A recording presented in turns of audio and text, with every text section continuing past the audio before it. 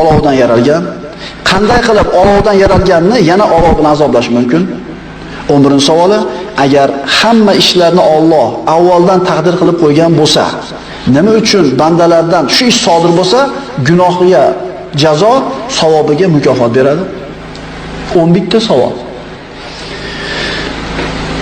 Robbing qaysi yilda tug'ilgan? Javob shu bo'lyaptiki, Alloh taolo tug'magan, tug'ilmagan, unga hech kim teng emas. 2-savol. Seni Robbing qaysi yilda paydo bo'lgan?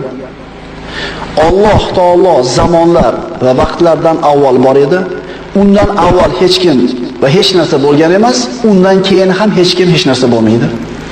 3-savol. Robbingdan avval hech kim bo'lmaganligini isbotlab ber. Aqlga to'g'ri kelsin. Imom Azam aytayapti. Raqamlarning orasida 3. 3 dan avval nechi keladi? 2.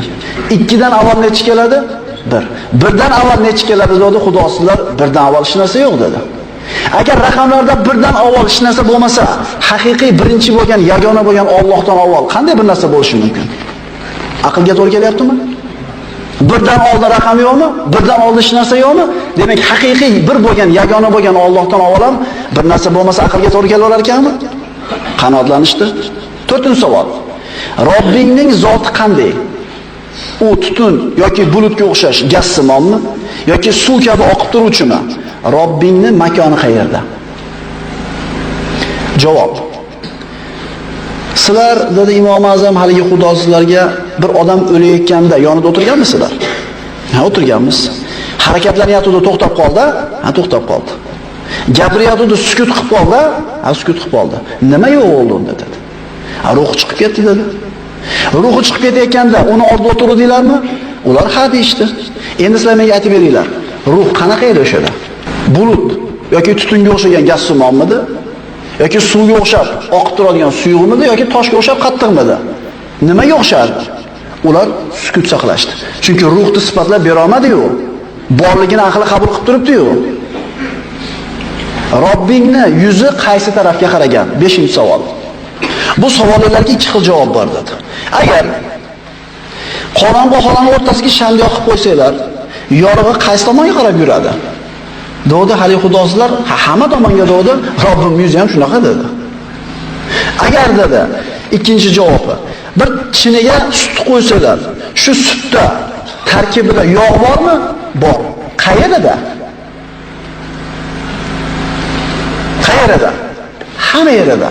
Mana bu joyda belgilab bera olamizmi sutni? Mana tomonida turibdi yog' deymizmi? Indashamay qoldi. Javob bo'ldi. Agar 6-savoli.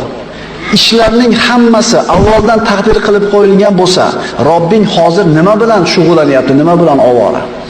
U taqdir azalda yozib qo'yilgan narsa bo'ladi, boshqa narsa bo'lmaydi. Hamma ishlar dedi javobida. Javob shu bo'ldiki, hamma ishlar Robbimning qo'lida. O'zi boshlab, o'zi nihoyasiga yetkazadi. Xorni aziz qiladi, azizni xor qiladi. Faqirni boy qiladi, boyni faqir qiladi. Kasalni sog' qiladi, sog'ni kasal qiladi. Alloh taoloning qo'lida. 7-savol. Nima ozaymasdan faqat ko'payadi? Imom Azam kamaymasdan faqat ziyoda bo'ladigan narsa bu ilm. Ilm faqat ziyoda bo'ladi. 8-savoli. Sizlar biz jannatga kiramiz, unda abadiy bo'lamiz, o'lmaymiz deysizlar. Bu qanday aqlga sig'adi dedi. Javob qarang. Raqamlarning avvalgisi necha? 1. Ikkinchisi, uchinchisi, oxirgisi necha? Raqamlarda oxiri bormi? Yo'q. Xo'p, raqamlarda oxiri bo'lmasa, jannatdan boshi bor, oxiri yo'q dedi. Aqlga to'g'ri keladimi? Endi 9-chi, 10-chi, 11-savoliga Imom Azam javob berishlikdan avval yerdan bitta g'ishli yoki guvalikni olib turib, hali xudosizlarning boshini bir yorib qo'ydi. Boshi yorilib qon oqdi. Ashyoqda turgan askarlar Imom Azam maligini boshini yorib qo'yganga shunday ushab jazolab qo'mamoqchi bo'lishdi.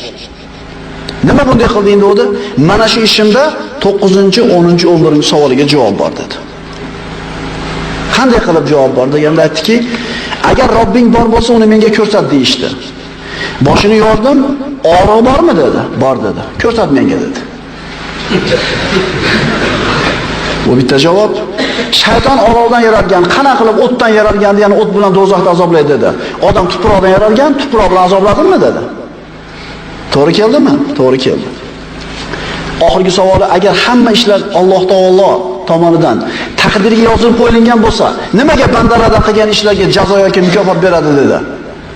Demak, boshini yorilishini Alloh yozgan ekan, nima meni jazolamoqchisizlar dedi.